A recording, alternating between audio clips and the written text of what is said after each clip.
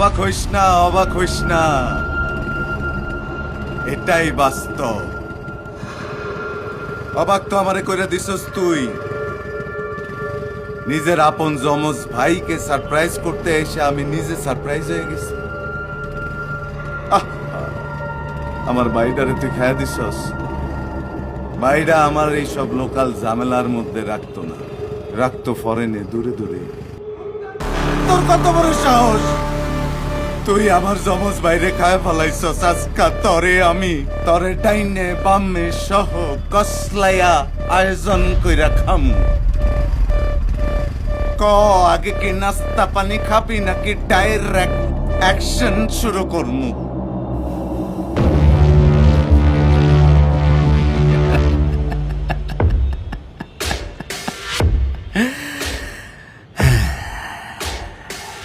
বোকা, তুই টগরে চিনোস নাই।